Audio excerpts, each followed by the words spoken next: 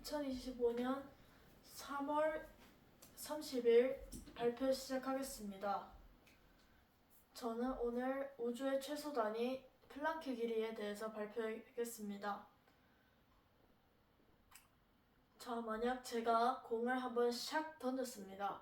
그렇다면 공은 스톱모션처럼 딱딱 날아가지 않고 연속적으로 날아가겠죠? 만약 운동이 연속적이라면 그 운동을 하는 거리도 연속적이게 됩니다. 거리가 연속적이면 곧 시간이 연속적이고, 그렇다면 연속적이라는 것은 곧 무한히 분할 가능하다는 것이죠.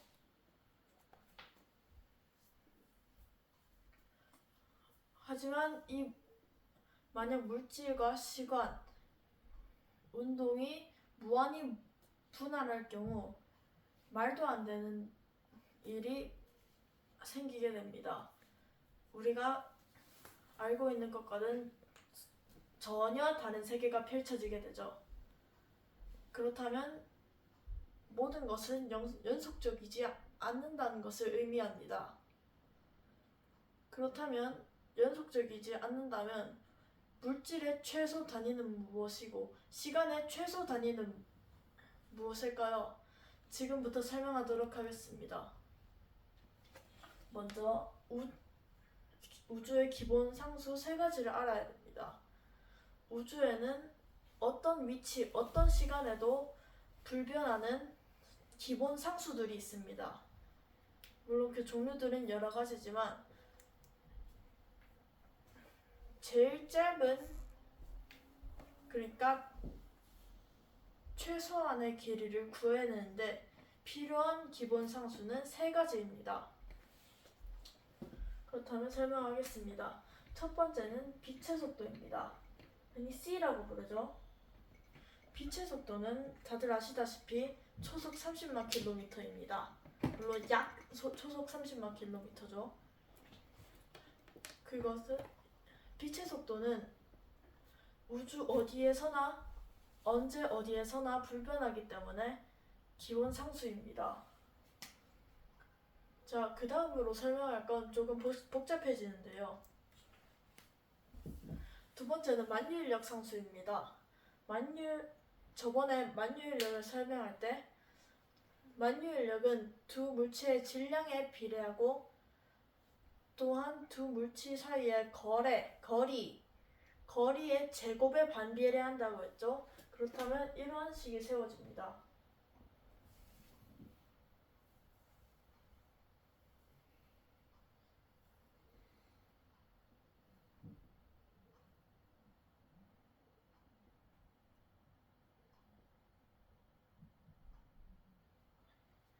이것은 만유인력은 거리의 제곱분의 두 물체의 질량의 곱에 비례한다는 것을 나타낸 식입니다. 하지만 이것은 만유인력이 이것에 비례한다는 것만 알 수 있을 뿐 정확한 식을 나타낼 수는 없습니다. 예를 들어서 만약 y는 ax라는 정비의 그래프가 있을 때 y가 x에 비례한다는 건 알고 있지만 a를 구해내지 못하면 y를 구했을 때 x를 구해내지 못하고 x를 구했을 때 y를 구해내지 못하는 것과 같습니다. 그렇게 해서 이 식에서 나온 상수는 바로 만유인력 상수인 g입니다. 이것은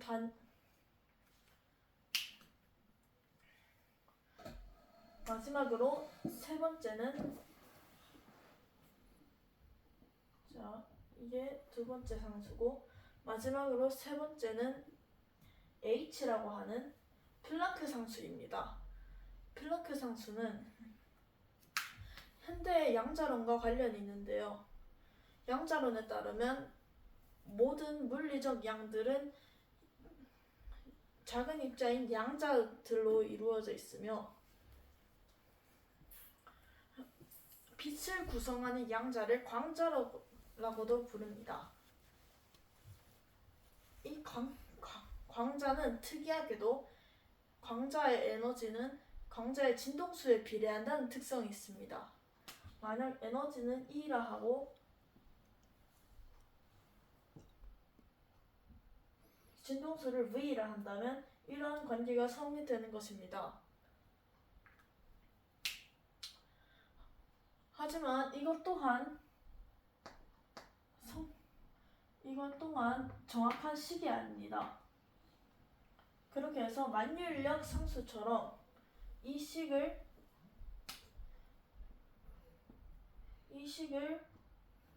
정확한 식으로 만드는 것이 바로 플랑크 상수 H입니다.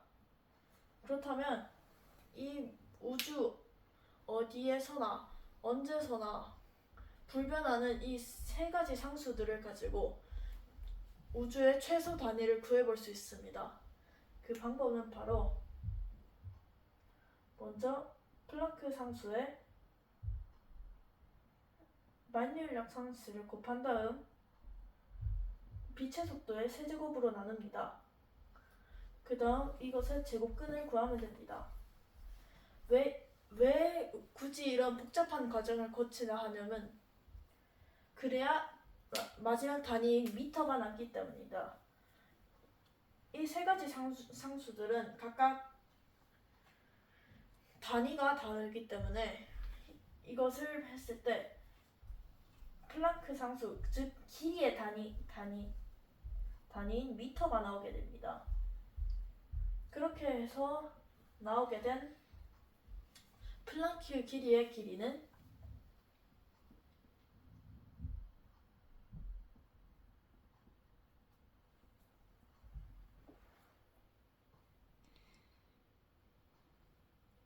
이렇게 됩니다. 또한 시간의 단위인 플랑크 시간도 구해낼 수 있습니다. 만약 스톱 모션을 할 때 그림과 그림 사이의 간격 시간을 프레임이라고 한다면